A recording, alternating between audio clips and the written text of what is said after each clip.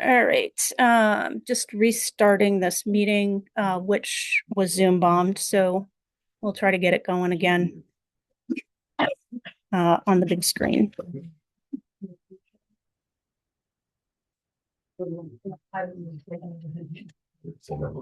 Try the input. Oh, you got it. I know, right? We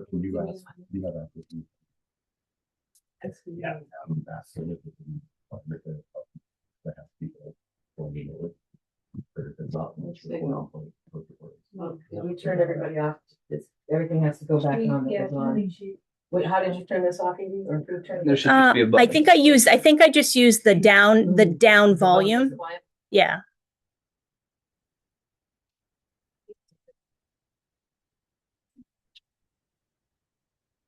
Turn my video off. Where were we? Oh, we can't talk, that's right.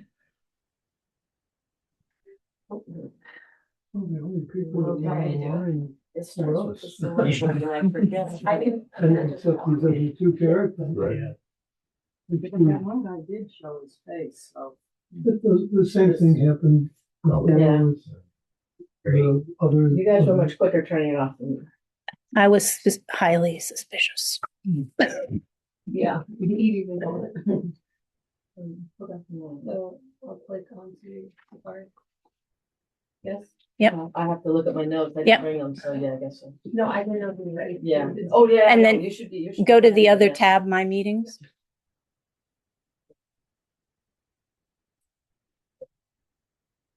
So it says, I'm on it. This is me. I logged in for there. Yes. But go ahead and log in as well. I think we can have two of us with this thing, and once that's started, I'll log in as myself. Yep. Just do the start on it. Join. Yeah. Join. Yeah. All right. And I'll probably log off and back on.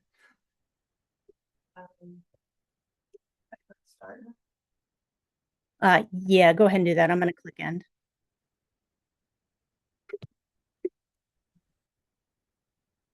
The doorbell. Yep. Front and center.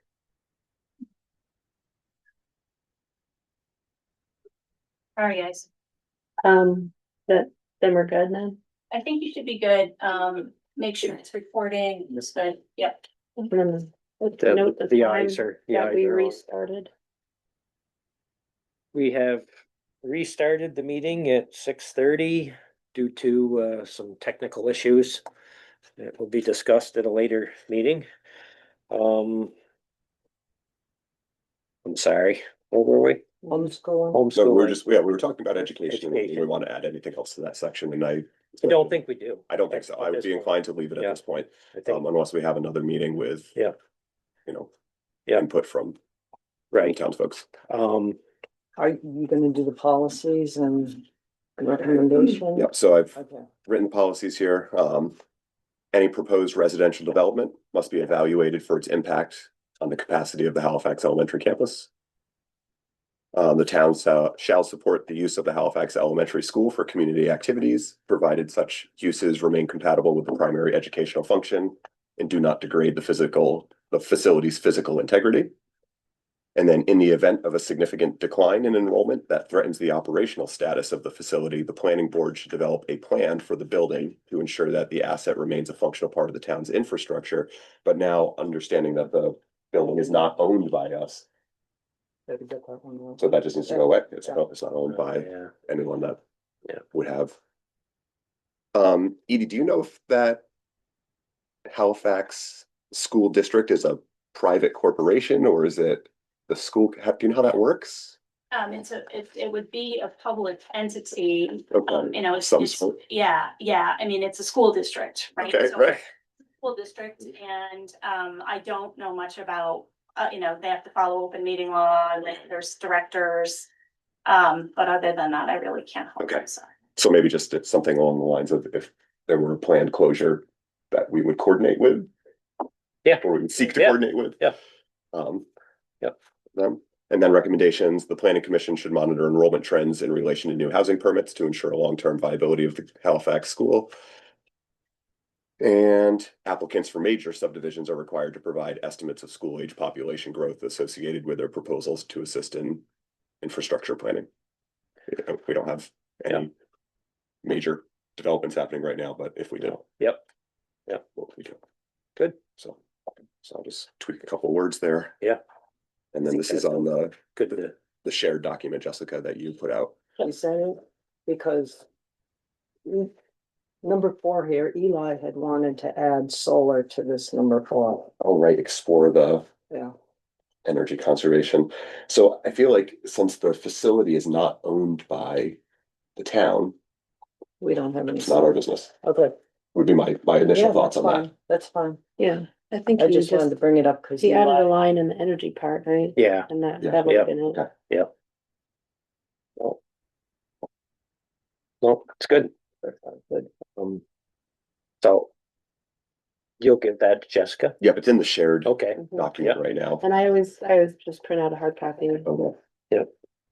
And you said you got the housing Yes, for me, all right. yep, right here. Yep. Cool. Did you have anything else? So working on the recreation section, but I'd like to, Not to interrupt you, we wrapped up the emergency services and all that. yep, that was all last set. meeting. We removed a couple of things in regard Yep. to policing. Everything else seemed okay. Yep. With that. And then recreation. I'd like to have some conversations with the conservation committee and see kind of what their thoughts are. But I just put here, recreational activity in Halifax is primarily decentralized, occurring on private forest land and agricultural tracts. The town's topography and historical land use patterns created a network of logging roads, cellar holes, and agricultural land that function as the town's primary recreational and historical assets. For municipal facilities, the town of Halifax maintains one formal recreational facility, a playground and athletic fields located at the Halifax Elementary School. But I don't think that's true now that I'm thinking about it because we don't own those facilities. Yeah. So Uh, I maybe just is there a current blurb about that at all? let me go back to it and see what it was. It was something about the Question? Sure. Related to the school, does the town have any interest in? If somebody else owns it, not the town, does the town have an, then I don't know, like a right of first offer or right of first refusal if they're gonna sell it? For the organization, and I'm just spitballing. It's a good question. That Yeah. would not fit with whatever people wanted, because the things that you're, that you're taking out because the town doesn't own them make sense, but you wanna still have them and wanna still have access to them, and I guess the question is, in the deed, does the town have any kind of an easement No. for any use? Yeah. I don't, depends on how long it's been like that. And if people didn't think about that when they did that, maybe the town plan can be aspirational around it. Yeah, I don't know, I mean, I know the town of Jamaica, I think they just bought their school and they closed it, so like for $1 or something like that, so. It would be worth checking into sort of the mechanism for that. Okay. But I know somebody asked the question at town meeting, if we were pre-funding some money to keep tax rates low, what would happen if the school closed? And they Right. said it would stay with the district, right? I mean, this is an asset, this building is an asset, whether it's school district owned or in a town owned. But if they were to sell it to Yeah, a land developer, I don't know. Right, yeah, right. The highest bidder, whatever that Yeah. would be. Well, we'd be without The a, question is, does the town have the right of first, I right. can't remember if it's first refusal or first offer, yeah. but one of those. Edie, is that something you see? So say we were to put that into a kind of a policy here. Is that something you see the select board taking up, or is that something you see planning and zoning taking up? well, the select board probably would be the only body that would have authority to do something like that, I would guess. Okay.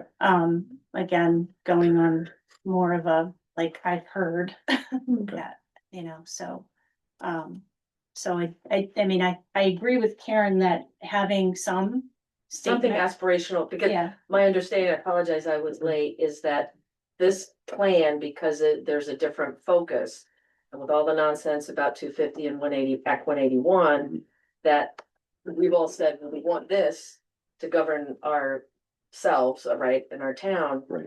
But if we don't have that information in there, something can get lobbed in, right? So there's playing a little defense too, so I just don't know Okay. how much defense is sensible. Like to recommend that, Yeah, that Yeah. it's pursued or yeah. Do you think, the town's legal counsel would have any information on that? Cause I gotta contact him anyways. I would ask Bob. Yep, He's good okay. to Start, not sure. So I'm just gonna kind of highlight this for now that, the select board shall investigate and we can wordsmith that, Yeah, but at least we kind of. Yep. Have a sense it's in there, yeah. of what we're hoping to do there. Yep. But I think this body ought to put in some aspirational language and you can bracket it. So that you don't have to come back. Yeah, So what I'm doing right now is I'm putting it in the educational policy section of the Okay. town plan. Okay. So it would be something that at least we have in writing to say, Okay, the select board shall. move Right, forward you with can this. always bracket, like when you're talking about just the athletic field, Mhm. just put them in brackets. Right. For now, Right. without deleting them, because then Exactly. if something happens, then you got to put them back in. Right, yeah, Yeah. that's exactly what I'm doing. Yeah, just trying to give us a text marker here. it'll be in the paper that we're buying the school anyways, so. And then we're gonna sell it for $1. That's right. The highest land developer. Yeah, and then, so I guess I'm not sure. We don't really actually maintain that recreational facility because we don't. Nope. Can you erase that? Maybe just rephrase it to the facility exists. Hmm. The Halifax School Committee maintains. Yeah, That's reasonable. I remember putting Maintains in a athletic set of field, monkey but- bars when my kids are going. Takes it out of our hands. And then, does anybody know how many miles of town trails we have? Did you get that? Or about this? Miles of town trails. It's in there somewhere. I just couldn't. Yeah. Stephen must know. One. 9.21? 9.21. Write it down and I'll look it up. Yeah. I'll underline this. Okay. We have 90 some odd miles of road. That much, but I can find that. She wants the same. No. You have it in the binder behind you if you want me to grab it. We have Right there. 64.830 excluding class 4 and legal trails. Or they combined in the document. Class 4 trails. But I'm looking at this, I should be looking. And then I'm hoping to kind of wordsmith this with Stephen. Yeah. And potentially his board. Yeah. In terms of thoughts that they have on stuff. Yeah. But the Halifax Trails School 9.21. Committee- Well done, perfect. Town trust. Excellent. One fact we don't have to come back on. If I can take off the highlight. Perfect. All right, I'm all set. I'm just gonna rewrite that sentence for the Halifax School Committee. All right. Maintains.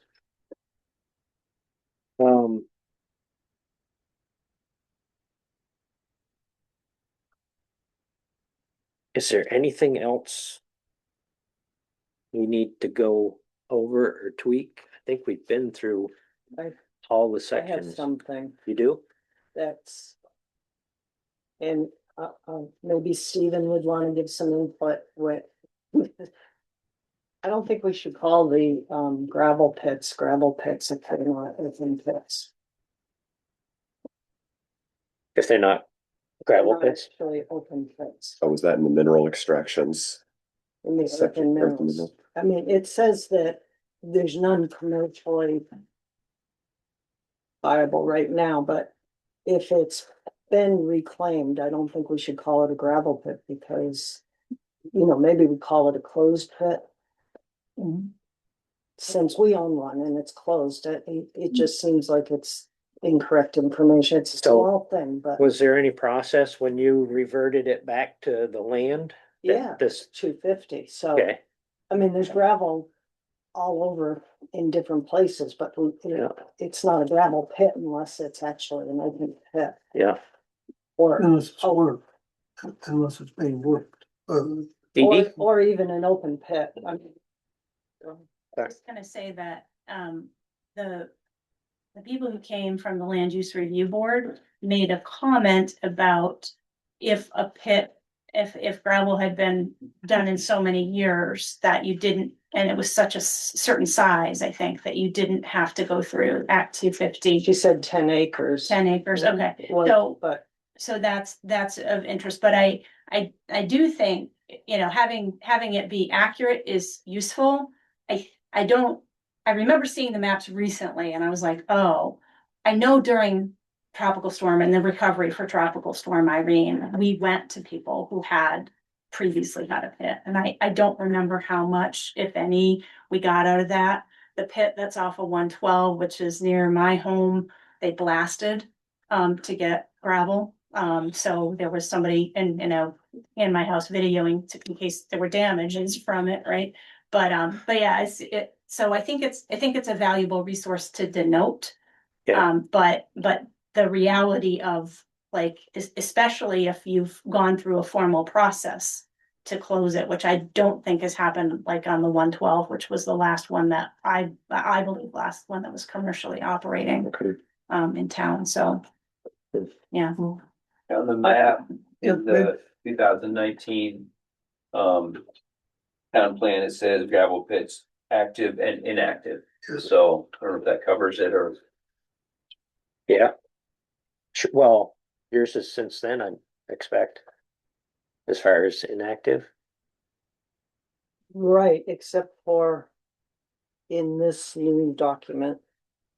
I think we call it's on, well, it's on page 29 of this. And yeah, then it's.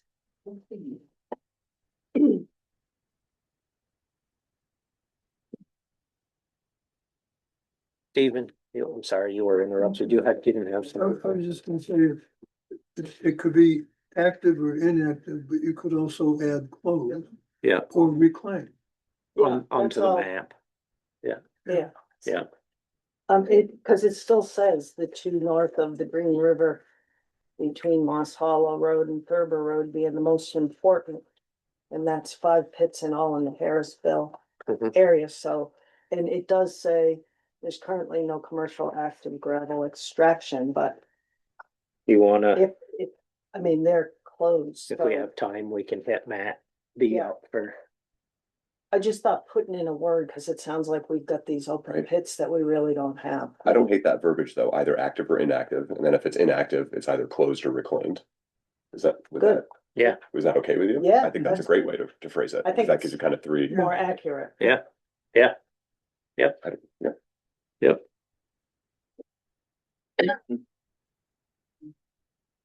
I also had a note about agriculture, because we didn't do that. Mhm. And this is more personal, so I don't know if I'm not speaking as a planning board member, but that, I don't know how we could change anything, but sometimes I feel that we focus more on recreation at the expense of agriculture in the town. Hi, Matt. If you read the town plan, you would get the opposite sense. Yeah. And so I don't know if there's how anybody else feels, but I feel like agriculture is important. Yeah. I mean, the whole no farms, no food is true. Right. Even though it seems, Do you wanna Right. make some adjustments to those? you might not want me maybe. Well, what if, I mean, I'm doing what Matt did to education. what if it's just factual though? I mean, what if it's just this person has this many acres and is farming this at this time?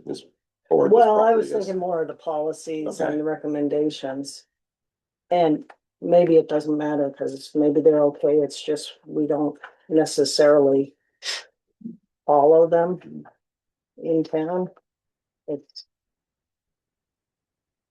because we didn't do any changes to it, right? I mean, here's a good example. So number 4 says keep development limited in scale and location so as to minimize conflicts with activities normally associated with agriculture. We really don't have a mechanism. Well, devote, and number 3. I mean, a lot of this is just hard there. It's there, but Yeah, I think I think- it needs attention because I'm not sure that Lisa is still, right. yeah, I've tried to look it up and Yeah. find it, and yeah. You want to do a rewrite for June? yeah, I'll do my best. Okay, Everybody works. we can Um, talk about it before then if anybody wants to get together. I mean, I just think it's important, and there are some agriculturally significant areas that individuals are keeping up on their own.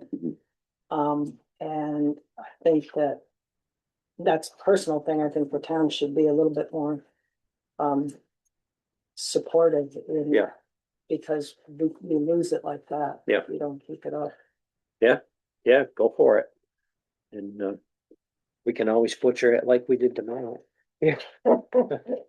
You might have to. Yeah. Anything else, Nancy? No, Bill? Steven, Yes, you have a question? You're concerned about agriculture. Would you have the same concerns about forest? In terms of more emphasis on Logging them as a and recreation? resource and as an economic piece, as opposed to supporting, I mean, there's a lot of discussion in here about wildlife and habitat connectors and things. Is there enough balance between that and sort of using them for recreation? Because very often privately, I don't think people venture too much into private, but I don't know that for sure. so what are you thinking of, like? What I'm wondering about is you were concerned that there was an imbalance between recreation and agriculture being important. I just was curious if the same issue applies to forestry, to forest lands. From your I don't know. No, I'd okay, have to thank think. you. Thank you. I just get the feeling sometimes recreation trumps everything. And, that's my feeling about Vermont as a whole right now, that I feel like it's becoming a recreation state versus agriculture, and I just think there should be a balance, so. Mhm. But I'm saying that as just an individual, and so. The forest stuff versus recreation, Is this something that, to prevent this from kind of happening in isolation, would your Conservation Commission be willing to have this conversation about recreation? Because I was hoping to talk to you about that. Maybe the agriculture and the forestry. Would you put us on an Yeah, agenda? And we I could. mean, it strikes me that the state, the whole creation of the current use program was to help people to maintain both agriculture and forest areas. By giving them, I don't know the full detail, but giving them a break on property tax. Other places I've seen where the real issue is land becomes so expensive and in demand for development that the taxes drive people out and then the developers can move in. Here, at least in this state, there's some state support for trying to lower taxes and keep people on doing what they're doing on the land. Right. So I don't know if it's strong enough, but there is some of that, not just recreation. in current use makes you log. PD, do you have I something? mean, they make you come up with a forest plan, you're not allowed to just leave it. No, I understand. With regard to agriculture, I know in reflecting on my experience, and the times that I've lived here, it feels to me like right now I'm seeing a lot more beef cows around. And I know that there are farms up your way that I haven't visited because I missed that part of the celebration.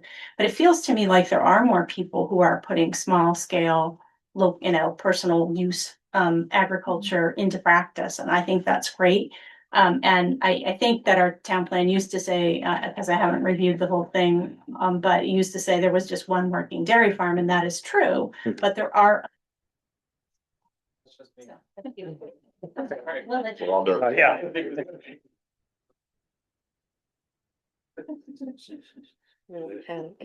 Yeah.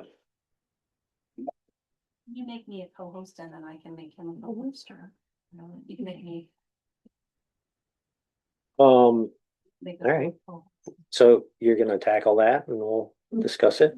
Do you think you'll put Matt on for this month's Conservation Committee meeting agenda or? I can, what I'd like to do is have a conversation with Matt. Yeah. So I know how to describe what we're gonna be discussing, and then Yeah, we can quite happily Yeah. do it promptly. yeah. Yeah. Yeah, And some of this is just kind of ethereal at this point. Yeah. Yeah. Let's try Yeah. to figure out what yeah. can actually I'll try to- less. I'll try to make the meeting Okay.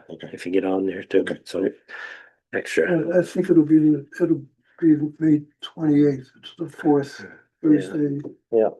At 6:30. Might be a tough one, but Yeah. May 28th, 6:30. maybe.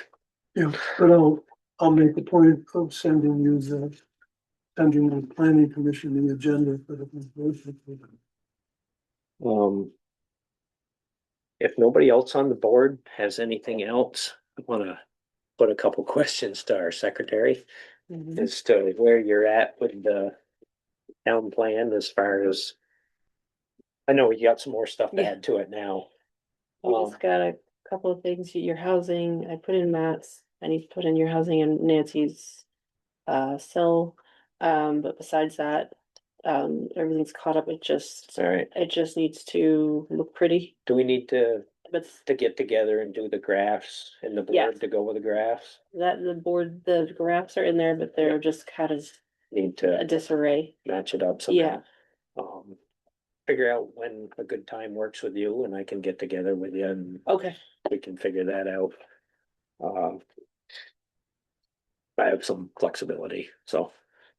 And then after you get everything else from tonight in, I'll get a copy of the printed version from you. okay, Uh, And I think we'll wrap up our town plan discussion and get Matt set up for his presentation. You can. Yeah, come on up. Oh, that's okay. Sure. Yeah. Okay. I'll leave that. Yeah. Move back real quick. Oh, yeah. Good to know. Thanks for the one.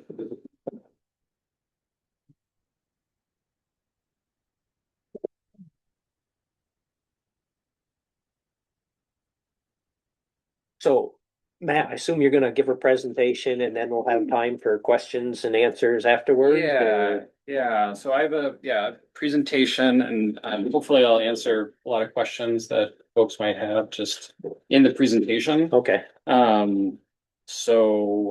would just ask if people could keep questions to the end. I may cover the question that you have as I go through this. Just get. Okay. I was just meeting with the town of Reedsboro earlier this evening, so. you made good time. Doing the circuit, yeah. Well, let me share my screen here. Let's see.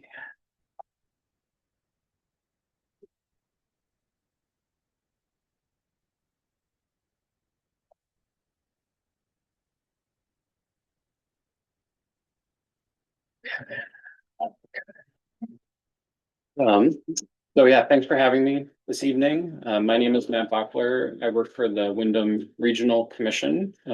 So I'll be just talking about our regional plan update process and also talking a little bit about Act 181 as well. We've been going around and meeting with all the towns in our region as part of our regional plan update. So for those that aren't familiar with Wyndham Regional Commission, we are one of 11 regional planning commissions in the state of Vermont. We serve 27 towns in the southeast corner of the state, mostly Wyndham County, but including a few towns in Bennington and Windsor counties as well. Regional planning commissions, our primary role is to assist towns to provide effective local governments to work collaboratively with them to address regional issues. So for Wyndham Regional Commission, we have a a brownfields program that we manage, which helps property owners rehabilitate contaminated properties. We also do work around water resources and transportation planning and housing as well. So just some examples of issues that are more regional issues and not just specific to individual communities in our region. We're also a technical resource for towns in our region, especially in terms of land use planning, grant management, and just assistance when it comes to federal and state requirements. So I'm here this evening to talk about our regional plan. We last updated our regional plan in July of 2025. Our regional plan, I know Halifax is working on their town plan update. So our regional plan covers the same topics that are addressed in your town plan. But we are looking at those issues at the regional level. So looking at those issues as they span all 27 towns in our region. Unlike your town plan, our regional plan is not the basis for any land use regulations. So the town plan is used to implement, or your zoning bylaws are used to implement your town plan. Regional planning commissions, we don't have any regulatory authority over how land is used. We don't own any infrastructure. We don't manage any infrastructure. So our plan is really, it's policy guidance on growth and development in the region. We use it to establish a basis for our annual work program. So projects we're going to work on from year to year. It also serves as a policy basis if we participate in an Act 250 or Section 248 project that is regionally significant. And yeah, as I mentioned, our plan is only advisory, so we don't have any permitting or regulatory authority. So let's talk a little bit about Act 181. The legislation was passed in 2024. It makes major changes to Vermont's land use planning and regulatory requirements. In terms of the regional plan and the work that Wyndham Regional does, it created consistent statewide future land use categories that all regional planning commissions need to map out. It also reforms the state designation program, which I'll talk about in a bit, and also makes changes to Act 250 jurisdiction, which I'll also talk about in a little bit here. If you've been following the news, there's been a lot of changes recently proposed regarding Act 181. So just to give everyone an update on some of the legislation that's being considered. So Senate Bill 325 passed the Vermont Senate March 27th, and this included a delay to the implementation of the road rule in Tier 3 under Act 181 until 2030. Senate Bill 325 was passed by the Vermont House on May 6th. The House version repeals the road rule in Tier 3 entirely, so it wouldn't delay the implementation, it would just repeal those provisions. And it appears, I don't have a crystal ball, but it appears that the Senate is fully in support of the House version of the bill, so it looks like that will pass the Senate as well. Are they still in legislative session? They're still in They're still legislative doing it, okay. session, yeah. And I think there's a lot of interest in getting this done. Yeah. So to talk more about the work that we're doing at the Regional Planning Commission. So these are the new regional future land use areas that were included in the Act 181 legislation. The first three, downtown and village centers, planned growth areas and village areas. These are areas that are really meant for kind of most of the growth to be occurring in the state is the idea. So these are established communities where we have infrastructure in place.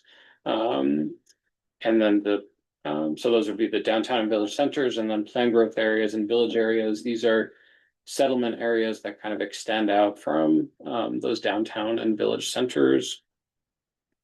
The next three areas are the state refers to them as special planning areas, so transition and infill areas. These are more commercial mixed-use developments along highway corridors. They're not within an established village or downtown center. The idea is to try to encourage redevelopment of these areas and make improvements in terms of traffic safety and pedestrian safety. Resource-based recreation areas. In our region, these are our major ski resorts.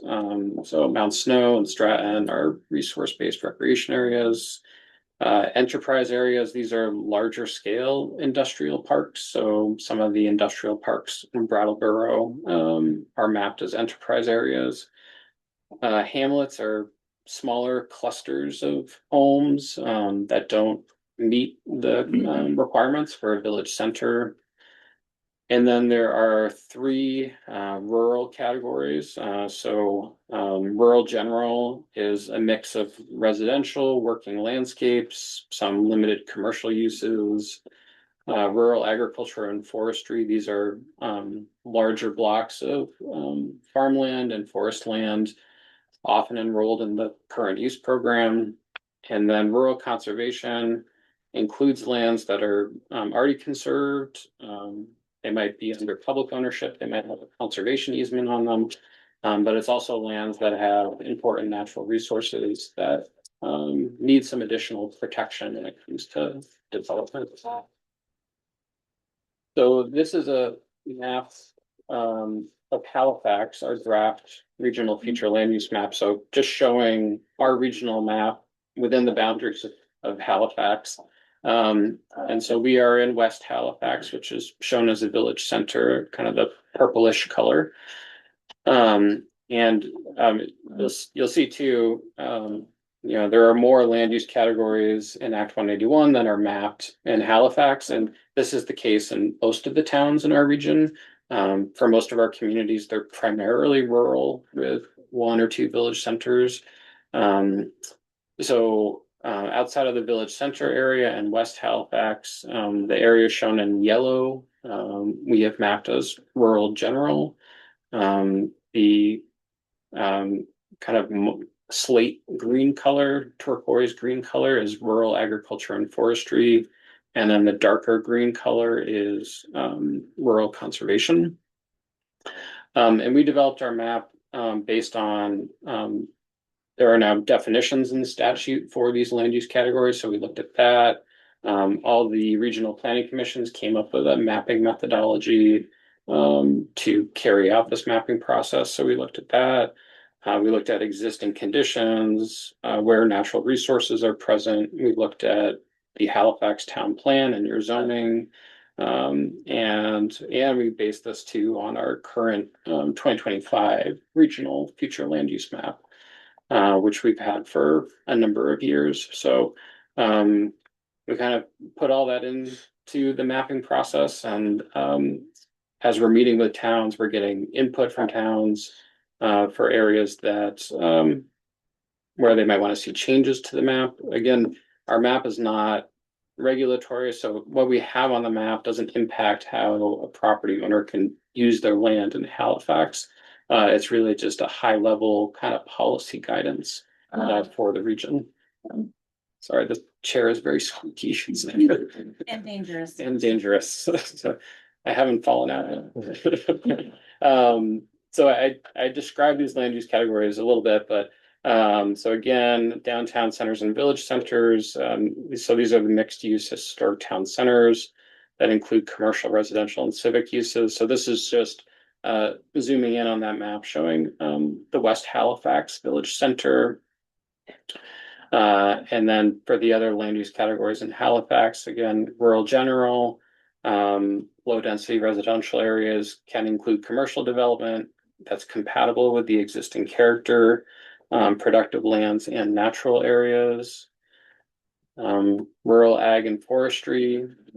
So we did try to map just larger blocks of forest land and farmland. And if it was a smaller farm amongst mostly residential properties, we would map that as rural general.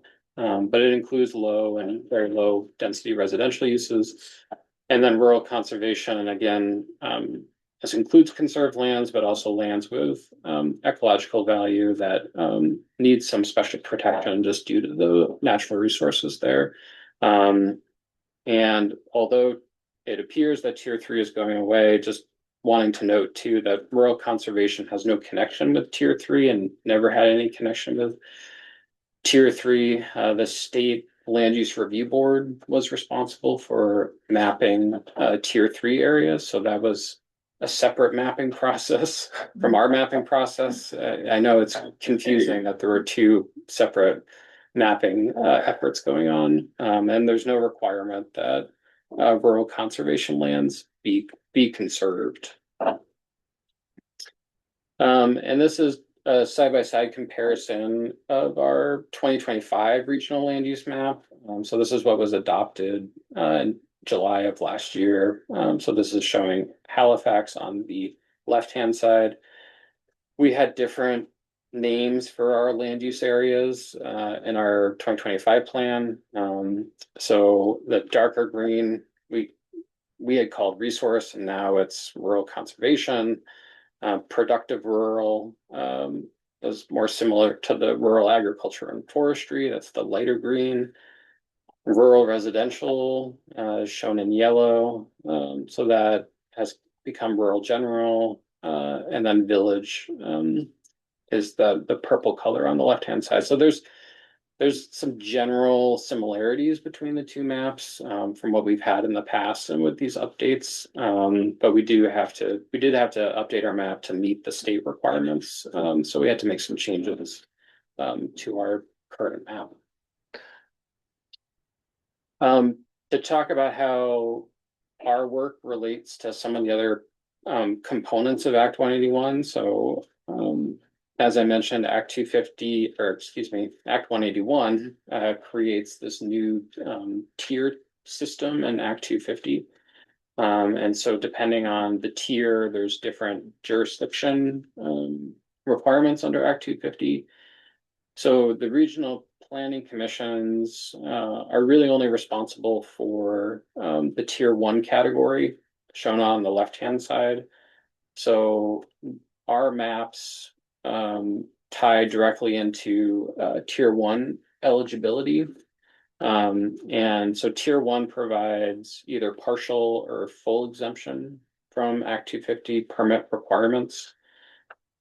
Any area that we map as a village or downtown center, village area, or planned growth area, so one of those 4 land use categories, may be eligible for tier 1 exemption. There are some additional requirements that the state has. It's not just based on our map, but at a minimum, it needs to be mapped as one of those 4 land use areas. So tier 1B provides partial exemption. It's really meant to encourage more housing development specifically. So it exempts housing projects with up to 50 units that are proposed. And then tier 1A provides full exemption from Act 250. But just because we are mapping an area as one of these areas eligible for tier 1, it doesn't impact your local regulations. So, and if you're tier 1, if you're exempt from Act 250, you still have to go through, follow the Halifax zoning requirements. But it just means for a property owner, they're just needing to get approval from Halifax and not get an Act 250 permit. Tier 2, I call everywhere else. So it's everywhere that doesn't qualify as tier 1 or tier 3. So it's generally the status quo under Act 250. So Act 250 has been around for more than 50 years in Vermont now. And so the standards for whether or not an Act 250 permit is required remain the same under tier 2, and has to do with the size of a project. So for commercial properties, it's commercial projects that's 1 acre or more in size. And for residential projects, I think it's somewhere around 6 dwelling units or more would require an Act 250 permit. But the road rule would also apply to tier 2. Again, the current legislation would do away with the road rule. but just noting that, and the land use review board was also responsible for the rulemaking for the road rule jurisdiction. And then tier 3, again, which looks like it's going away, the legislation was written so that the land use review board was given responsibility for doing the tier 3 mapping, looking at different natural resource criteria.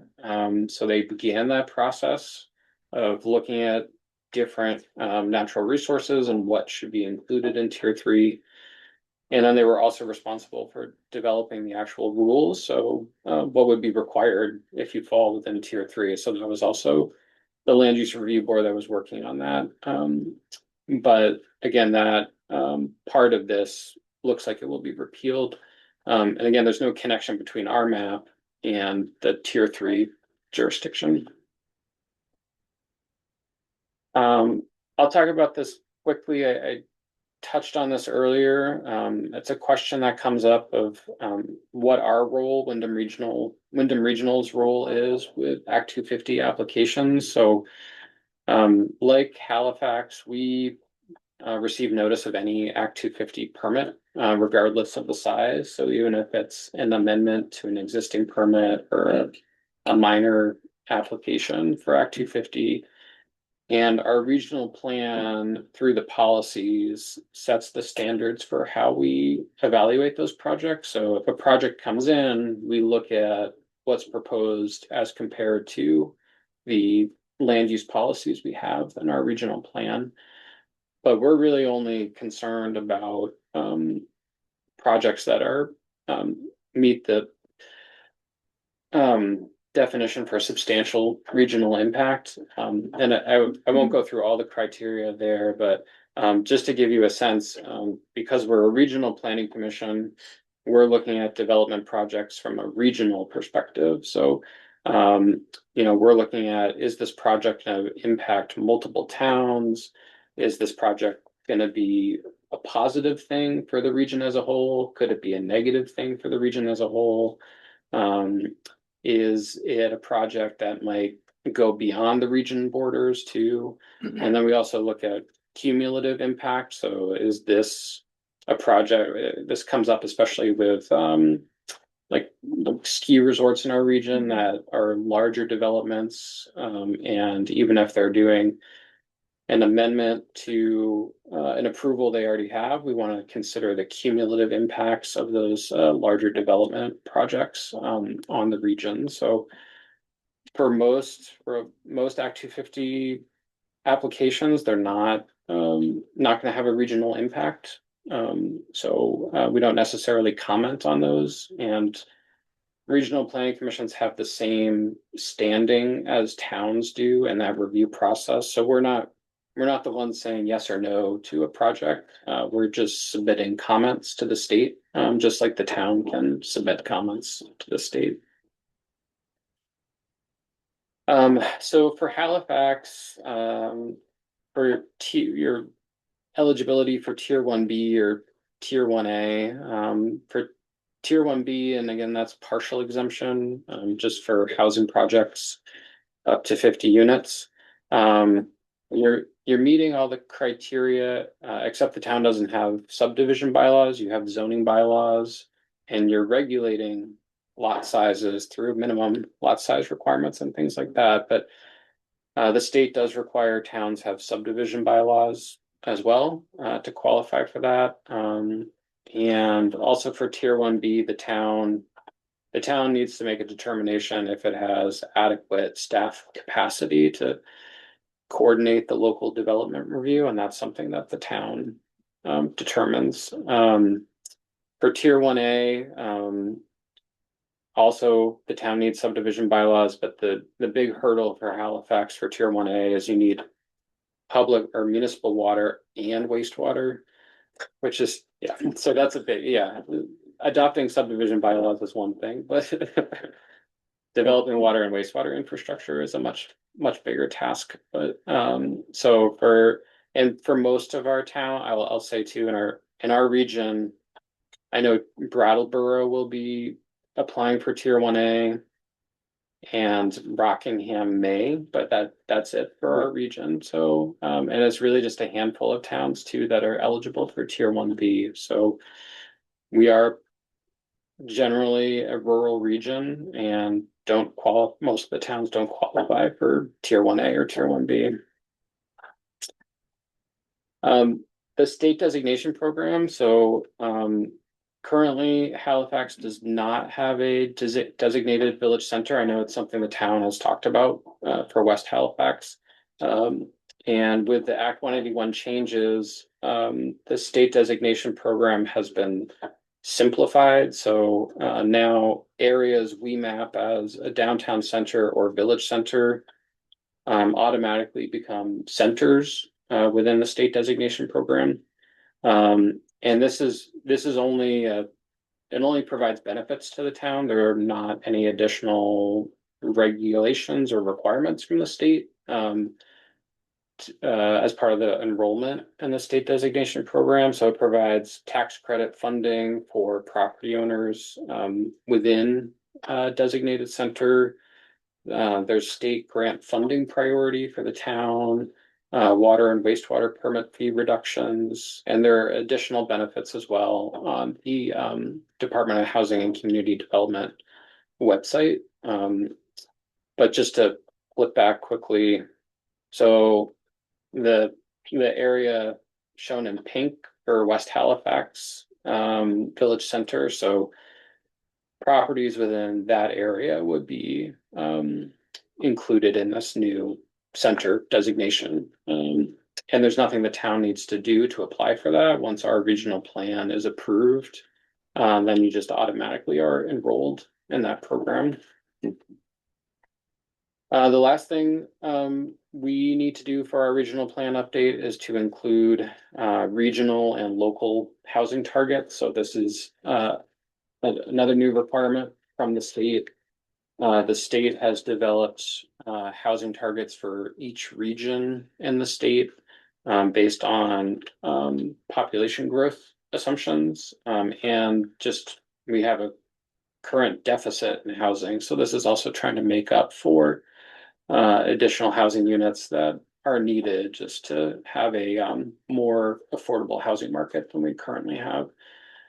But for our region, and just looking out to 2050, the state has targeted about 8,000 to 15,600 new dwelling units for the Windham region, is our housing need by 2050. And then regional planning commissions are required to assign municipal housing target numbers.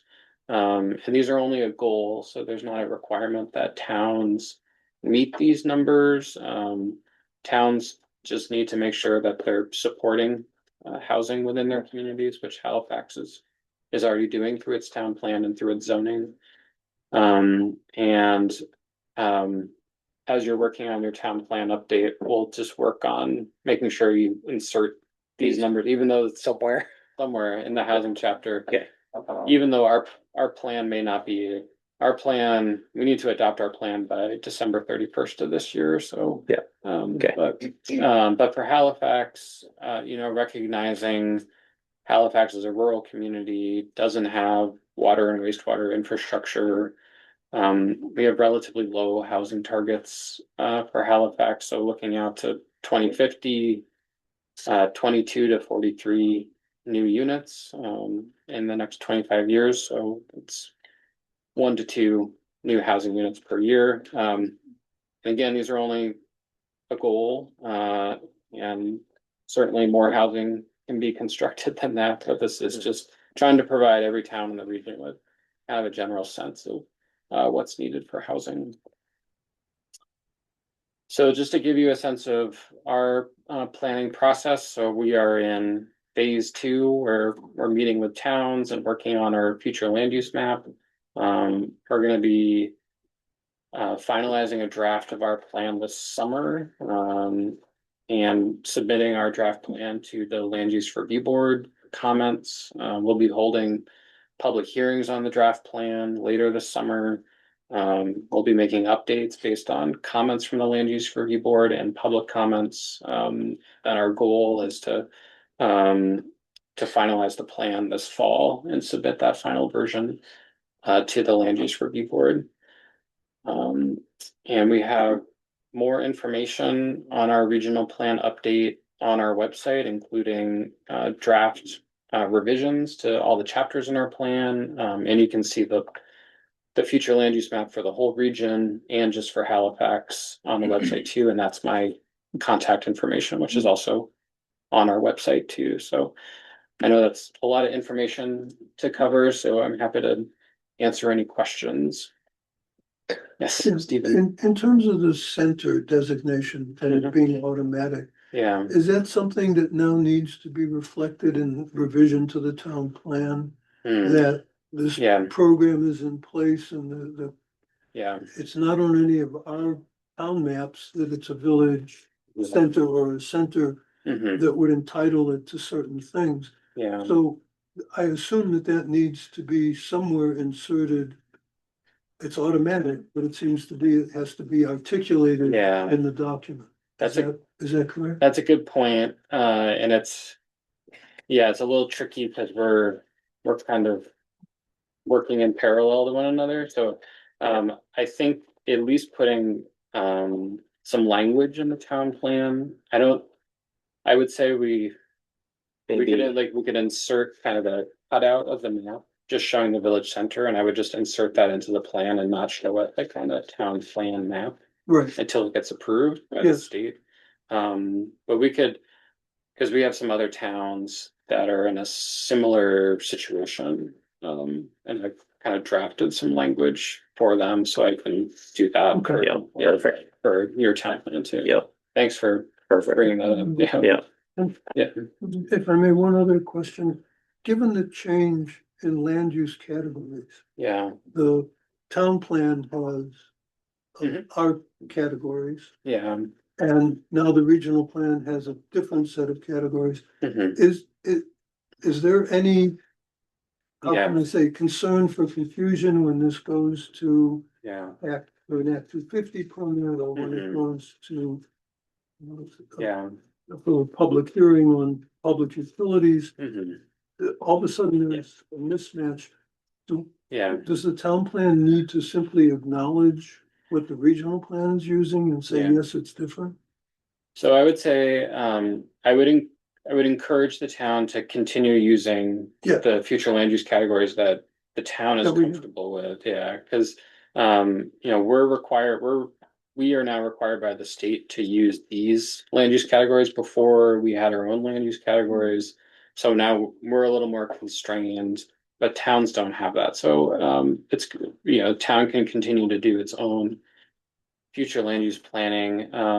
When the town asks for approval of their town plan, we're looking at general compatibility between our regional plan and your town plan. Yeah. That's really if there was something that was a major conflict between your town plan and our regional plan, we would flag that. But I'm generally familiar with the Halifax future land use map. I don't see any issues because the three rural categories, there's differences in the three rural categories, but they're all generally rural characteristics. So, and I know that's like the mapping that Halifax has.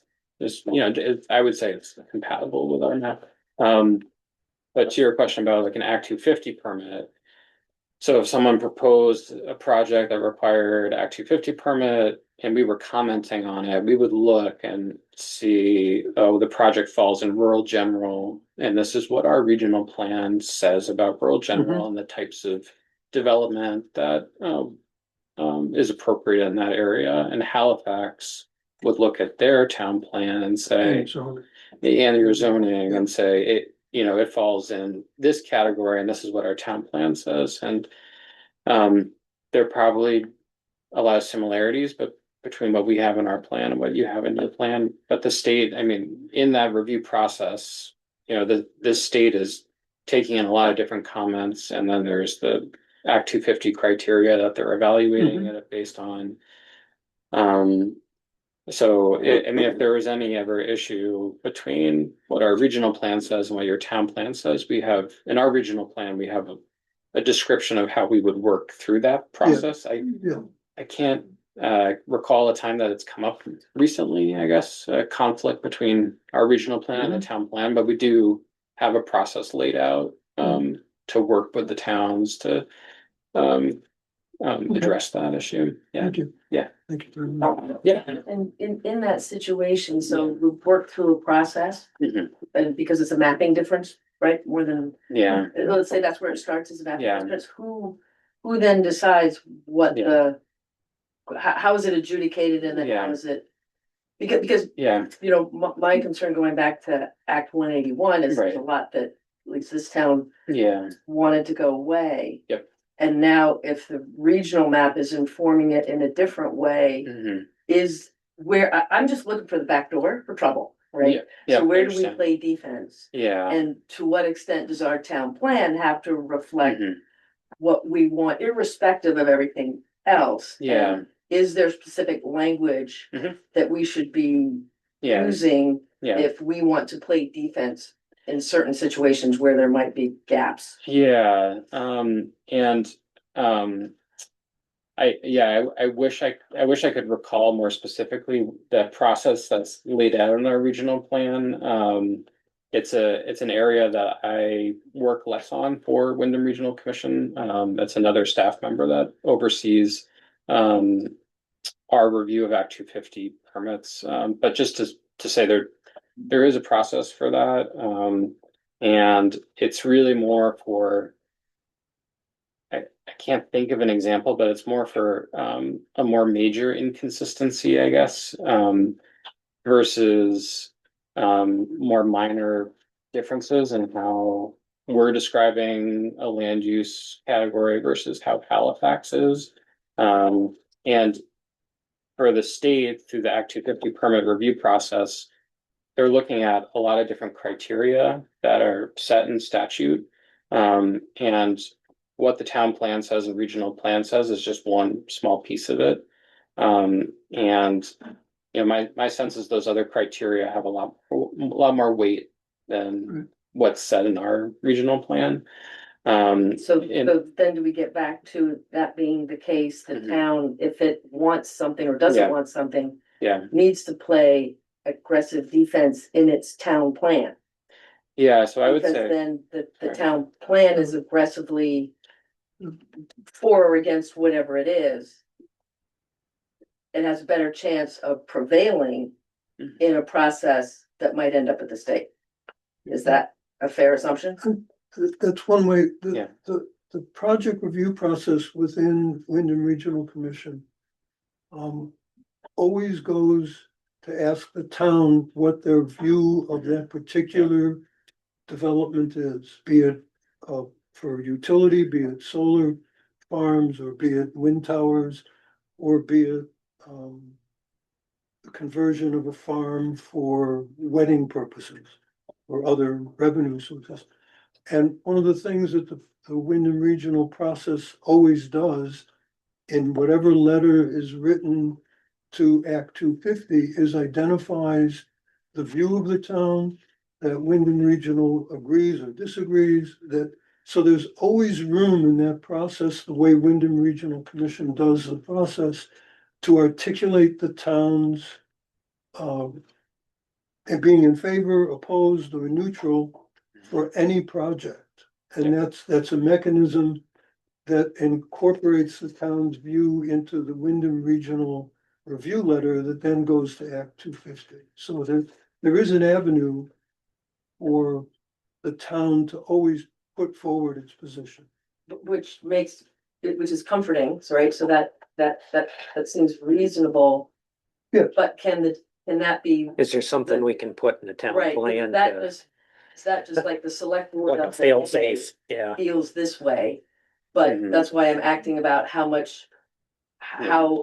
aggressively do we Yeah. have to have language in the town plan so that Wyndham Mhm. Regional and whoever the select board is at the time, or however it works, I just don't know, I'm kind Yeah, of spitballing Do we call when out something Act happens, 181 unintended explicitly? consequence is always the thing I worry about. Yeah, and I would say, advice we've gotten from the state, is be careful with if you're using, should or may versus shall and must. So Yeah. using like stronger language, like stronger words such as shall, that's gonna have more standing, and more impact than should.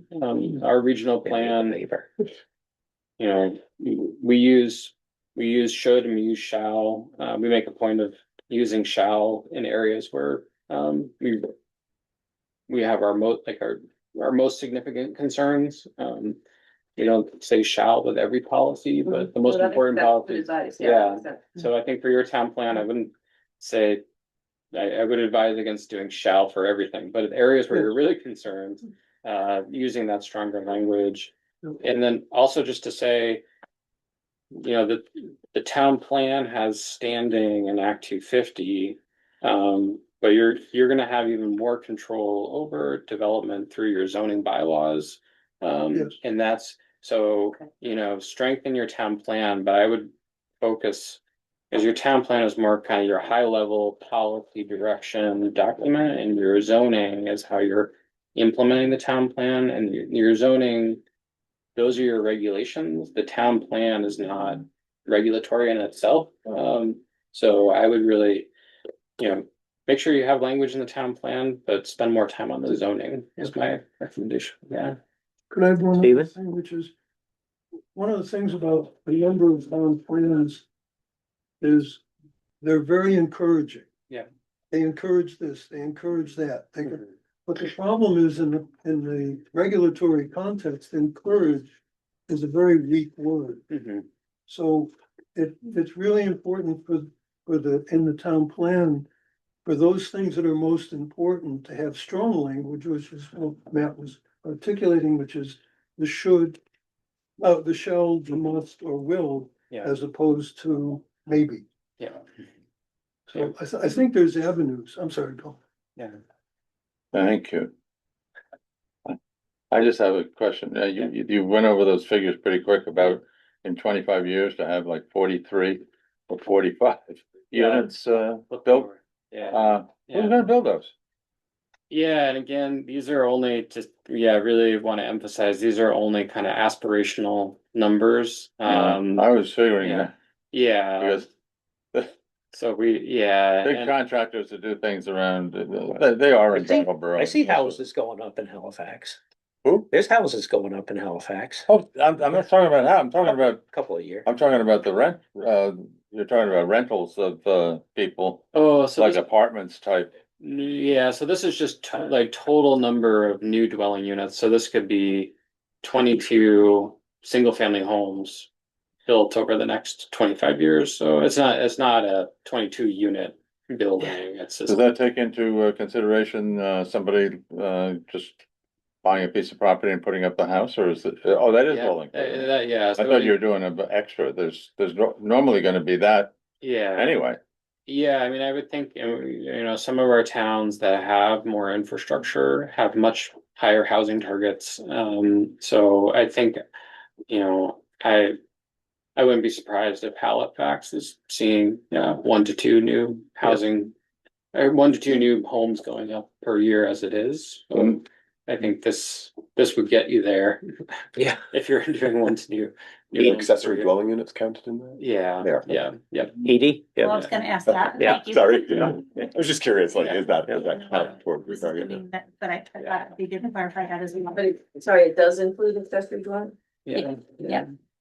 Matt, a question on the map. So our current Yeah. zoning districts are broken up by road, except, excluding the village center here. Mhm.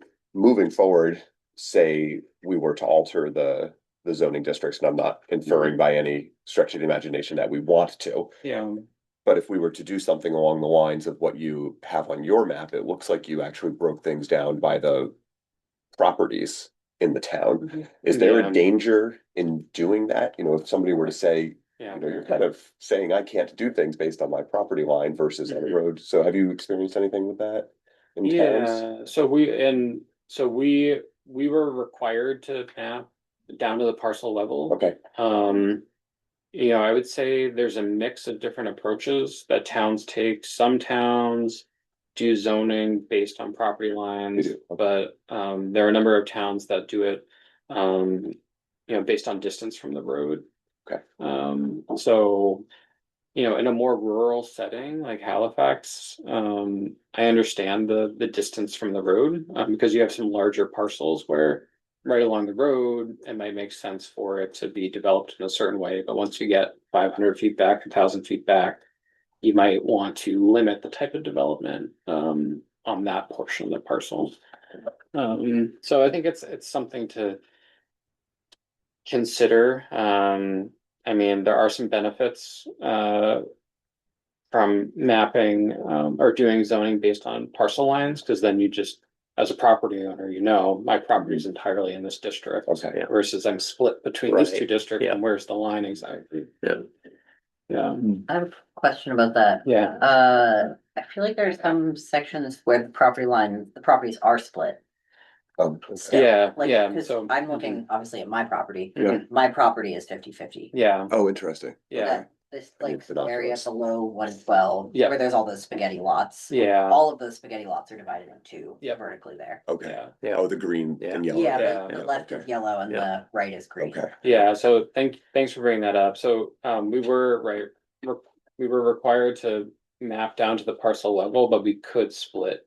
We're allowed to split Yeah. properties, and we generally did that for larger properties. The properties that you're referring to, I know that Those are all like 10 acres. yeah, and it's just like the existing homes are Yeah. located closer to the road, and as you get back, it's just an area where. It just gets also really steep back Right, there. exactly. Yeah, Yeah, we just plumb it. It's a giant piece of woods in there. yeah, Okay, yeah, I just. But saw that's that. a good It's like, point, what's yeah. up with that? yeah, yeah. Can you go back to the, oh, sorry, you want to say something? Yeah, I was gonna actually ask, Yeah, so there's a time period by which we can make comments about the specific village center. Is that today? so The- when I brought a large printout of the map too, so if we want to make any comments on the map too, I can Yeah. mark those Let's changes. just go and make my comments then, Yeah. just because there's a couple of things that happened historically in the Yeah. town. Yeah. Andy, can I after pause the- you and just have him zoom in on it? Yeah. Before. Zoom in on it. Let me see if I can. You So, have another map, right, of the, like a close-up? Yeah. Yeah, the close-up of the village center. Oh, there we go, I love this that. worked. Yeah. I wasn't sure if I could do this. yeah, cool. So the after tropical storm Irene, we repaired the thing and then we set Weir Road as a road. We repaired the bridge there that went to one home. Same thing happened down here with Sumner Farm Road, and the same reclassification process. So my understanding was during the 38 floods, according to Lewis Sumner, that the town was required to repair bridges in that, Hmm. in the village district. Now, there are some places further down on Branch Road that have, a bridge over a brook kind of thing, which we were not required to do. So I was just gonna make that comment because if that, that was originally part of the village, those bridges are town owned now, if you will, based on a road reclassification, right? So Yeah. I don't know if other people are sort of talking about that. Mhm. Is there a good chance to expand Yeah. what we call the So our village? village. is Yeah, everything and there. yeah, right now what we have is Yeah. it's kind of looking at just the core village area. I mean, you can also looking at your zoning map. I mean, the village district is quite a bit larger Yeah, than what we have mapped out.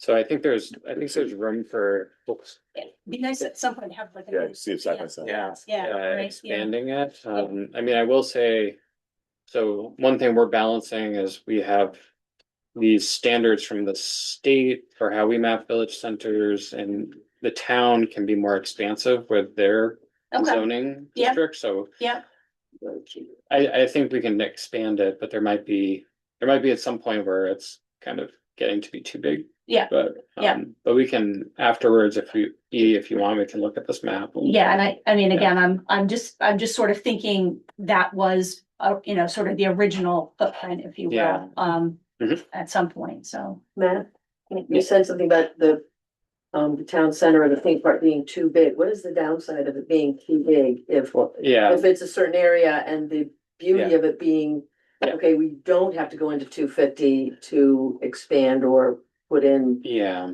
any kind of infrastructure. So Yeah. why would we want it to be yeah. larger versus smaller or smaller versus larger? And so what I'll say is we can make it larger based on the town's input, and we can get input tonight, or we're trying to submit a first draft of our map June 9th to the land use review board.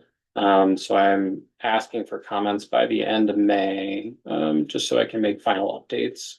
But That person what's can the benefit you said of it being smaller? So Yeah. that's why I wanna Yeah. zero in on that comment for. So yeah, sorry to That's okay. back up, I'll answer that. We can make it larger based on the town's input. I'll just say that the map gets reviewed and will need to be approved by the land use review board, so it may be that if we submit a larger village center for West Halifax, they may come back and say, we don't agree with what you have mapped here, and you need to reduce the size. So, and then we would have that conversation with the town if that happens. So just wanting to make sure that there's understanding about that we don't control, at the end of the day, we don't control how big we can make it because it needs to get approved by the state. But we might as well You don't try. wanna invite excess scrutiny either. Yeah, but we might as well try to make it If you bigger. but- If you Well, were it just able to makes make it sense. as big as we have it, Sure, I mean, I'm all for whatever we can do to support what the town wants to see. I'm all for doing, so. Just trying to see it closer. And it's different, as long as this one too, they're different. Yeah. ours is Yeah. pretty good size.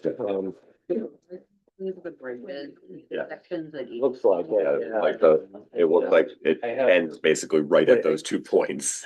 Wouldn't it be more beneficial to the town to have those bridges covered under there? Yeah, I mean, there was a dispute about whether they were town owned at the time Yeah. or private, and then we, you know, sweated it out with FEMA, and we eventually got them to agree. And actually, the Southern Farm one didn't have a problem. Yeah. I should state that. But Yeah, when we were looking Yeah. at Beer Road, I said, well, let's look at. That's it. So. Okay, great.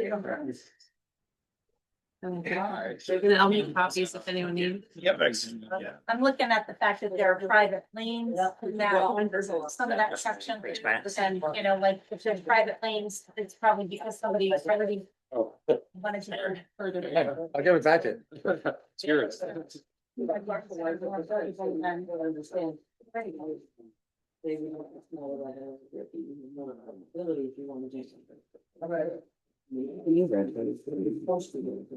this, yeah, first big little thing for right now. Thank you. Yep.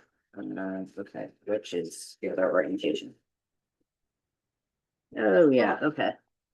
So like it would go from where, Yeah, where's the other? to come out to, Goes down to Branch Road, like Where's almost that? here. Right here, Sumner Yeah. Road, so like. Yeah. Oh, no, it's a little higher up. It's like right yeah. at the Sumner Road. Yeah, basically to include the bridge.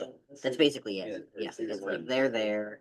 And then it goes way further up Collins too. Yeah, it comes up because this just ends basically, it's just after Collins, but this comes like, And that's one of the, like, I'm thinking there was a new house that went in right there. yeah. There's an abandoned house. You mind if I just like sketch this onto? No, here? that's, yeah. So you just wanna see, this is not a suggestion, it just is helpful for me to visualize what's going on there. So it comes basically what there? Yeah, it comes to that intersection, Into the Sumner Farm. yeah. Sumner Farm, and then on Jacksonville Road, it goes to there, and at the brook, and then there. Okay. And then This will help. obviously very How far approximate. up on Jackson Estates is it, you know? It goes to where the brook crosses, there, which is trying to visualize where that is Me too. when I'm driving. Yeah. It's in, it's driving. One of the muddy spots. But Matt, you're saying this really doesn't matter, because at the end of the day, we have our rules for village. It really only would affect us. Yeah, I mean, it's Just more people would benefit more, than. more property owner would be eligible Yeah. for the tax credits under the center designation program. And for further flexibility in like, oh no, because we don't have 250 exemption anyways, We though, don't have because to. we are not on a. Yeah. Because right now, yeah, you would need subdivision bylaws. Yeah. So can you go over what specific tax credits they would actually be? Is it really significant enough for us to say Right. this matters? Yeah. It's, I mean, it's more like historic property rehab tax credits, Okay. so it is limited in the scope. Okay, So it's not, yeah, not kind of, not general. Right. property tax benefit. But for like grants or anything like that, it's just Well, that same it's- sort of thing. Yeah, and for the town, it does, So that's why. it does improve the town's eligibility for certain state grants to have a village center, but it doesn't matter the size Size of of it. it. We're gonna have a village center. You're gonna have a Yeah. village center, it's just- Yeah. So. But I think, I mean, I think it's worthwhile to expand it a bit, if the town would like to. Is that the consensus to think about? Just me Yeah. playing defense, if. Yeah. 10, 20 years from now, the Mhm. town is like, hey, we'd like to put in a, I don't know, a sewer system for Yeah. some portion. Yeah. We shouldn't be volunteering today, beat ourselves up with Act 250. 10 years from now, if we could have just designated it as reasonably designated Yeah. as a town center, Yeah. we wouldn't have to face some of that permitting, or if we decided, oh, we'd Yeah. like to put in a big gymnasium, or we Yeah. want the whalers to play here, I don't know. I don't We wouldn't have to go through that. see a downside to Yeah, making it a little yeah, bigger. not a downside, and just so everyone knows too right now, so. For the tier 1 exemptions, so the town would need to adopt subdivision bylaws, but right now you would only be eligible for tier 1B, so that's just exemption for. Housing projects up to 50 units, so other projects may still require an Act So I 250. see. So if we wanted to put in a sewer system, I don't know why, but if we did, matter. Yeah, but it would matter, because we'd have to pay 250. The town would have, We'll never be, we would not be exempt, we would be exempt from 250, so we would have to but pay, only for the housing portion, not for the municipal. right, Yeah. Sewer. So that part's, yeah, that's Right, kind of right. sneaky nasty. I just wanna make sure I'm understanding that correctly, right? Yeah, The exemption is sorry. specifically for permitting surrounding a 50-unit dwelling. well, so yeah, for tier 1B, it to a exempts, 50 yeah, unit up dwelling. to 50 units, so. it Just could for the be- just for housing, just Yeah. as an effort to push housing. Yeah. Not sensible land use. So there is no 250 exemption. That's not something that exists, except for the exemption for housing up to 50 units in Well, 1B. I'm just saying, like right now, like I think it's feasible for Halifax to consider adopting subdivision bylaws and being eligible for tier 1B. With tier 1A, which is the full exemption, because it requires public water and wastewater, Right. that's. Yeah, Not gonna happen. reaching. Yeah. Not here. The other advantage of it's- subdivision regulations is that for Act 250, instead of being a 1 acre town, you Yeah. become a 10 acre town, Yeah, which makes Yeah. fairly large differences to Yeah. permitting issues in the yeah, town. that's a good point, because for Act 250, you need to have zoning and subdivision bylaws for the 10 acre commercial, so. If you had subdivision bylaws, then any commercial project up to 10 acres would not require Act 250 permit, which would be beneficial for the town. Yeah.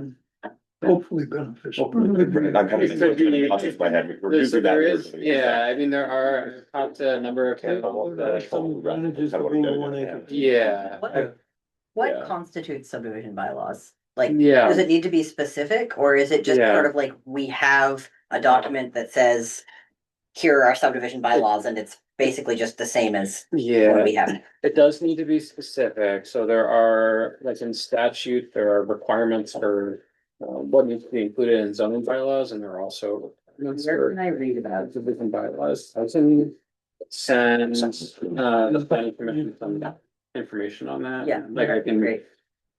I can also send you some examples of what other towns have for That'd be very subdivision bylaws,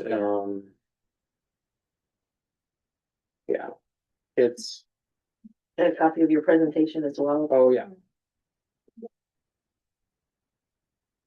So I have a hypothetical sort of like piggybacking on the sewer conversation, which we all probably agree with. It's very unlikely that Halifax would get municipal sewer, but You only hypothetically. need a few dollars. Got that laying around. I'll look under my couch. mhm, Okay, so hypothetically, housing units are going in mhm, and we are designated as tier 1B. mhm, Those housing units, say we did like a micro sewer Mhm. system. It Yeah. connects like a cluster housing with like another cluster that is Yeah. like down the road. And it's like Coleraine has some like, mhm. and it became very complicated. I don't personally, I follow the Coleraine thing because it kind of fascinates me. Unrelated, it's Yeah. Massachusetts. Okay, so hypothetically, they want to do Mhm. like micro sewer. Yeah. Does the Act 250 exemption that applies to housing under Mhm. 1B cover infrastructure connected to that housing? Or is the needed infrastructure for that housing, such as septic Mhm. or sewer, Yeah. considered separately? So that's considered separately, so, Okay. so it is, then this is an important point, is the, Act 250 exemptions, it just means you don't need to get an Act 250 permit, but there's Okay. probably many other state permits that you need. Okay. And often in the Act 250 process, it's all those other state permits that Ugh. delay projects and make it harder. It's not Act 250 itself, it's Okay. the wastewater permit. Right. So for a project like that, it's, yeah, it's gonna need permitting through Department of Environmental Conservation, and that's probably gonna be the more challenging thing in the Act 250 permit. Okay. Yeah, So just yeah. really loose idea. In being tier 1B, what percent of the like required paperwork Mhm. for any given development would you say would be eliminated by being included in tier 1B? Hmm. I guess it's hard to say, but yeah, the Act 250 application process, I mean, it's an additional cost for a developer, and it just adds uncertainty. But it's hard to say because every project is different in terms of other permitting that's Yeah. needed. But it's something to, I've talked to a number of towns that are eligible for tier 1B or are close to being eligible, and are happy with, still having the Act 250 review for projects in their community, because it is, especially for smaller communities, it's an additional level of review. Which for, small towns, they have limited staff capacity. Not only staff, right? That falls on y'all. Right, right, That right. falls on this. Yeah, so having, Person board yeah, to review stuff if it Yeah. doesn't get done by Act yeah, 250. yeah. So, Yeah. so hopefully we find some better chairs. I have a further question about that. So in the blue section here on Yeah. tier 1B, you have this category of municipal staff to coordinate development review. Yeah, That is the eligibility for tier 1B means that the town determines that, yes, Yeah. we do have the staff to do that. yeah, so Wyndham Regional and the state aren't making that determination. They've left it up to the town. Okay, so that would be like the select board Yeah, decides? yeah, Or so there's the planning and zoning commission the decides? select board, so there's Okay. a template resolution for, that we're using for towns that are eligible for tier B and wanna opt in. And it's just kind of a one-page resolution, and one of the lines is, we affirm that we have staff to coordinate development review, and then the select board is making that determination, so, yeah, because it's. But they could do that to us. Like, the select board could do that to us, but I'm just trying to understand the Taking your job away. situation. Come on, get a little louder. Yeah. Edie, you can take it back that we're not gonna allow that to happen. So I wanted to just follow up Eli's comments with a couple. One thing is just acknowledging that there's a new program for funding these for funding development, which is called CHIP. Which once again feels like a huge lift for a little town like us. Because, you know, the first thing they said is find a developer. I'm like, okay, done. You know, so that I mean, I think is something to be aware of. It's got like 10-year time frame. It's just kind of starting up. But it might be worth considering, you know, as a planning, right? As an effort to say, what would it take for us to feel like that was a viable way to help build infrastructure like sewers, roads, that kind of stuff, right? Yeah. So I wanted to mention that. The other question that I have is just one of those that you would think that I would know by now, but I get lost in the details. You mentioned that that Halifax gets Act 250 notices. Who do those go to? Good question. Yeah, I mean, I would think it could, town clerk, I would think, yeah, town Okay. clerk. Did they get to the, I feel like the listers get notified. okay. Town clerk's email changed this year, so. And usually the whole it's- system, it's going into oblivion. It feels like that 6 months when we didn't have a secretary, I might have seen one that had to do with, and I was like, what is this? And it had to do with, again, sort of more regional Yeah. sewage. Yeah. But the kinds of things that I would like to make sure that gets passed to some level to the select board just for awareness would be things like when they put in a new building up at the former Marlborough College, right? So one of their last efforts, you know, like to just make us aware because we have a road that connects the two of us and there's, you know, so those are the kinds of things that I'm just curious about. Cause I haven't seen one in a long time and maybe I saw one when I was monitoring the Halifax Yeah. Secretary account, but I can check with our administrative assistant certainly. But if they're not, you know, like if we're supposed to be getting them and we're not hearing anything about anywhere, and then, so my question then was sort of geographically, is it just towns that abut us that we would get that for, or the regional ones? Yeah, and I'm trying to think, cause I don't know if. Yeah, if there's a Act 250 permit proposed in Marlborough, I actually don't know if adjacent towns are notified of that. The abutters do. The abutting I towns. got those from Marlboro. Okay, As an abutter to As the an abutter project, to Marlboro, which is in the yeah. other town. yeah, Yeah, but then I think, like, you know, just from a process perspective for the Yeah. town, it's like, who do we want to get eyes on that Yeah. for awareness? And then maybe we read it and file it, right? Maybe Yeah. there's no And- need for anything, but. and yeah, I would recommend just contacting the like the Act 250 district coordinator in the Yeah. Springfield office and just saying like, we just want to, know who you're contacting in the town to make sure you have current contact information. Okay, yeah, I'll do. And just ask any other questions too. David? One question going back to this, I think aggressive defense or defensive aggression, whatever it was. The town plan is, once approved, is good for 8 years. But that doesn't mean it cannot be revised within that period. So if the town sees policies that are Yeah. changing or circumstances that are changing, there's an opportunity for the town to revise the town plan, put the town plan again to approval for Wyndham Regional Commission. Yep. And to say we now have a new town plan. I don't know if the 8-year clock starts again at that point.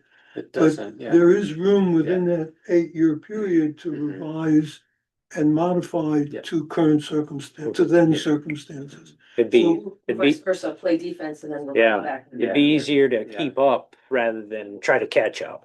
Yeah, Yes, yeah, yeah. yeah. Yeah.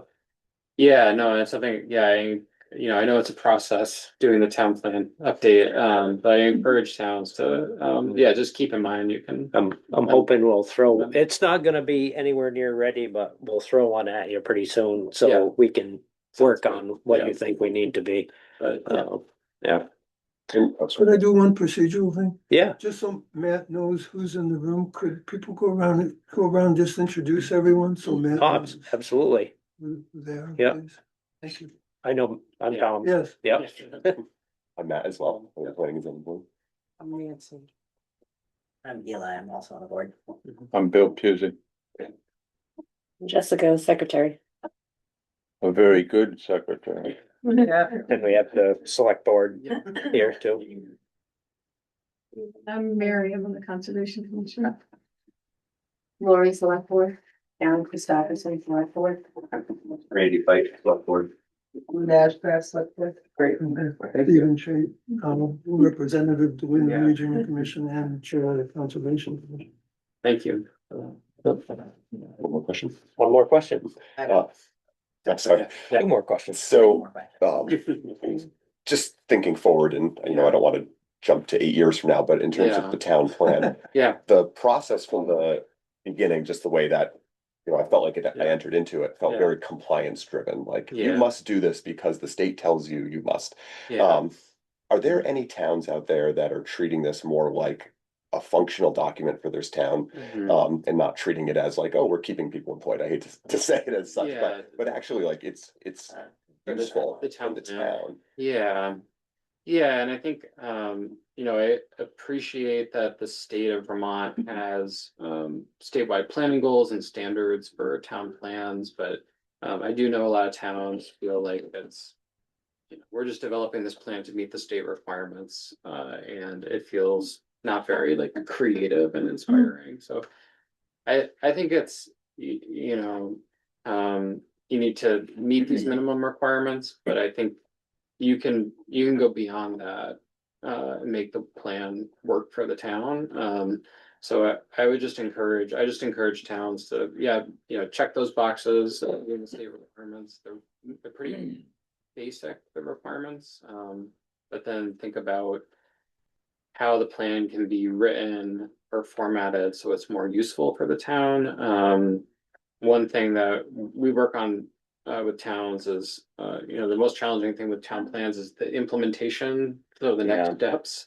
And just, with each of your town plan chapters, you probably have some recommended action steps, and even just putting those in a spreadsheet, and then using that spreadsheet kind of as a working document, like after you're done with your town plan update, and reviewing that on an annual basis, like having a meeting once a year with the planning commission and select board to review what you talked about doing and kind of prioritizing things. So yeah, I mean, I think, my recommendation is just to, meet the minimum standards, but don't feel like you can't do more than that, just to make it more useful. I think Yeah. in my opinion, I almost would rather go the Yeah. other direction instead of adding more. I'd actually like to take a lot out. I would almost like to get Yeah. to the point where there's one action Yeah. step per Yeah, topic. I mean, is there a town out there that has a 15-page plan? there are some.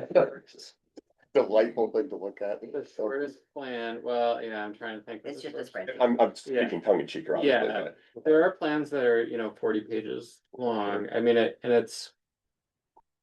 Yeah, I think having a town plan is helpful. I think there are lots of other things towns can do, when it comes to planning beyond your town plan. So I think just using the town plan as a starting off point. Right. But then,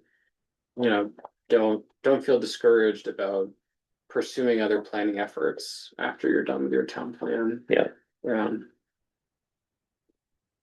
Yeah. Eli, did you have a question? Yeah, I have a bunch of like kind of miscellaneous stuff that I wrote down from the presentation. So Nancy, if you're piggybacking off something else, then you should go ahead. No, I was just curious if there was a recommendation to have the village on the mapping to increase or not. I didn't know if there was a decision made. Very light pencil lines. Yeah. You can see ours compared to yours. Yeah, and I would probably, let's see.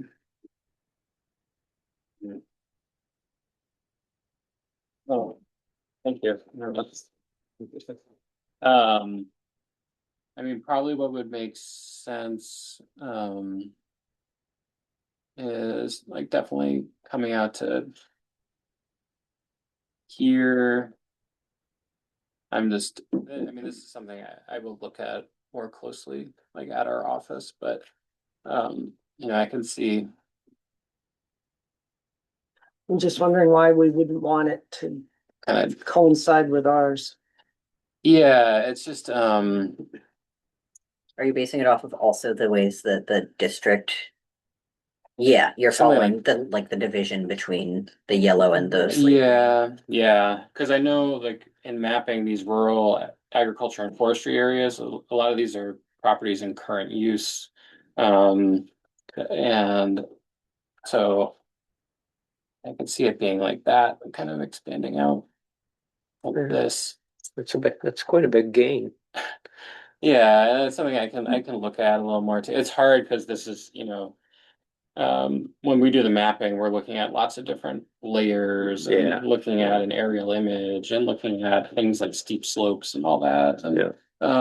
so it's a little hard just doing it here, but I think kind of doing something like that.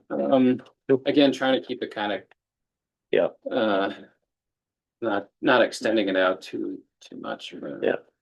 Compared to what you think might actually get used as village center, is that what you're saying? Yeah, and the other thing too, just to note, like with the changes with Act 181, our regional plan needs to be updated every 8 years too, just like your town plan.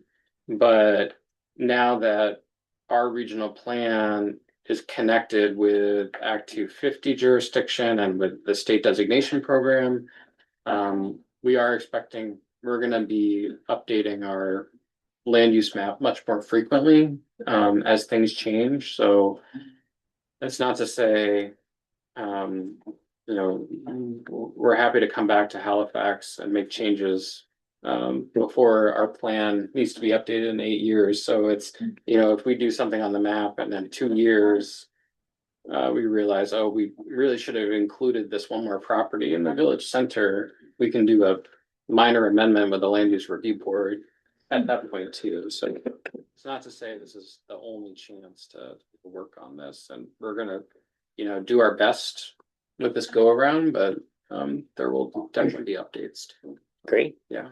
Great.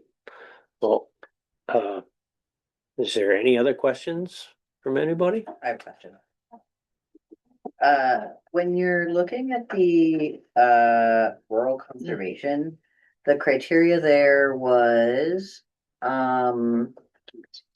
ecological value and require special protection. And I'm just curious what makes what like types of ecological value trigger like the designation as conservation. Yeah, so I was looking at things that the state has mapped out, so like wetlands or rare and endangered species, important headwaters, steep slopes.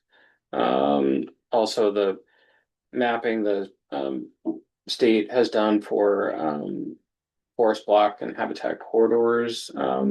That was looked at as well. So those are just a few of the criteria. Are steep slopes because those are like erosion risk potential? Yeah, it's just because, and these are, very steep slopes. I think we looked at like 25% or more. So On one of them. I know so erosion concerns and just runoff and like the impact of development and worsening the potential for erosion in those areas. Yeah. Okay, my other question is about the Yeah. housing units. Yeah. Is there an imagined size of the units, like that they would house? How many people, Yeah, there's because you could build one house that could fit like 8 people in it, or you could build one house that could fit Yeah. one, maybe 2 people in it. Yeah, so there's no, for the local level, there's nothing about the size of the units. At the regional level, our regional plan is required to talk about, unit size for these regional numbers, so we did put together kind of what we think is needed in terms of 1, 2, 3 bedroom units, region wide, and that's based on just current demographics and the size of households and but yeah, at the local level, that's not included in there. I think that's all right. I just wanted to bring up the pits, the gravel pits question for Nancy. Mhm. I was thinking, So, Yeah, on our town maps, it lists all the gravel pits as gravel pits, not, yeah, in operation or, yeah, Yeah. reverted back to, yeah, uh, yeah. any input on, is it better just to leave them as gravel pits or? Yeah, I mean, But- We had some language. yeah. I mean, I guess I would say, well, so for gravel pit, there's a lot of permitting required from the state and, kind of how you have it mapped out in your town plans isn't gonna impact the state permitting requirements Right. for it, whether you have it on a map or not, or how you designate it. So I would say either map them and just make clear that these are, existing or past gravel pits, just to show where those resources are located, or I would just remove them from the map. You don't need to show them. You don't need to show them on the map. Yeah. So it might be easier. 80. Shouldn't Tropical Storm Irene, Yeah. it's really handy to Yeah. find that those were mapped, honestly, Yeah. because that we were Yeah.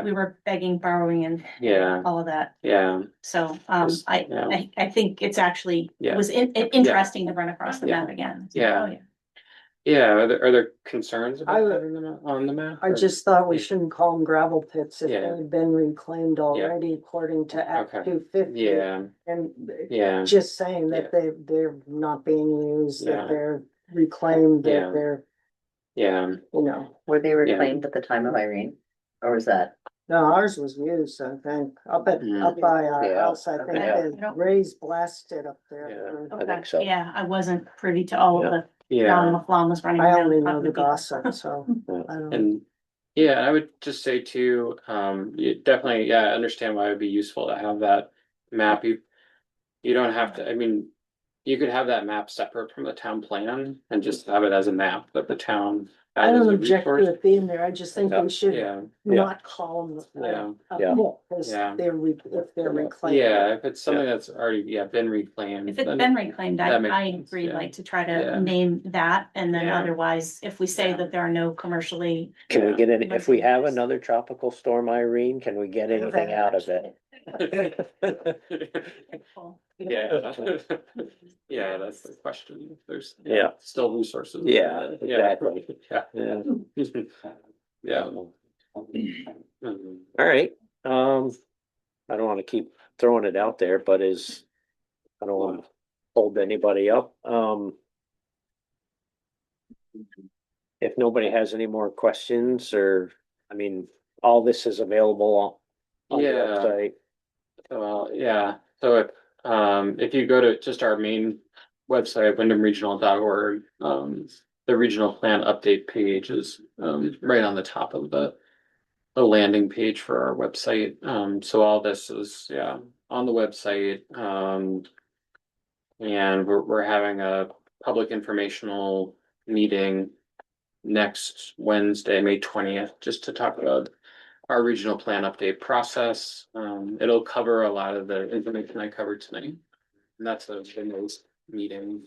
But that's if you're interested, that's another opportunity. We didn't do Zoom meetings in. 6 p.m. Yeah, that's a 6 p.m. meeting on the 20th. And And you will send us the Yeah. presentation? yep, I'll make this a PDF.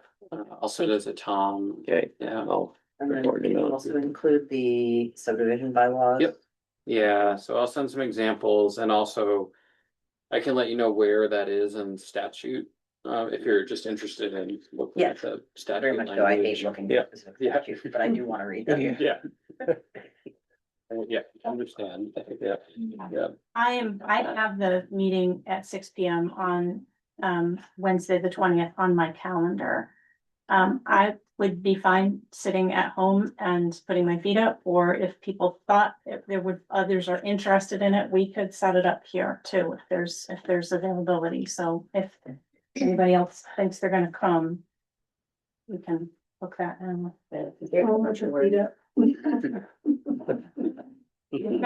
Everybody has high feet now. I don't know if anybody wants that. I do kind of feel like because we've been talking a lot as a board about how to get information about changes to our plan to people. Maybe it would be nice, but I have no idea if anyone would actually show up, because I don't feel like that's for the people who are currently in this room. But it might be a nice like intro to being like, we're revising the town plan. Now you can understand some key concepts. Later, we're gonna. But I have no idea if anyone wants to do that. But we have been talking a lot about how to talk to people about the plan and get their feedback. It might be, I don't know. I'm not good at doing that kind of outreach stuff. Let us know how it works out. I'm not thinking about it. We're gonna have a hearing. If no one has the input, we'll just rewrite the town plan. It'll be 25 pages and Yeah. everyone will go home happy. Got more of the state after that, everyone town's gonna want that. We're gonna be Yeah. happy. Yeah, I'll Yeah, reach out to you this week sometime yeah, on getting together with the housing. okay, yeah. Anything else we come Yeah. up with. And just, we still owe you the maps for the Map, town yeah, plan. yeah. So those are gonna be a few more weeks. That's- So it's on yeah. our radar. Yep. Yeah. That's the least of our worries. Yeah. Yeah. Um, yeah, I think that's it. Thank you very much for coming, Matt. Thank you, Matt. Thank you to the select board in the audience for everybody coming. I suppose I should take a hearing of visitors before we adjourn. Time's up. That worked fine. Let's say thank you for the work that you guys are doing on the town plan. It's really important stuff, and thank you, Matt, for coming to Yeah. that too. Yeah, thanks for having me. Yeah, appreciate it. Yeah, Yeah. thanks. You're welcome. I'll make a motion to adjourn the meeting. I second. Motion's been made, and seconded. All those in favor? Aye. Aye. It's unanimous. We are adjourned at 8:19. Curiosity, if I'm bringing the ticket.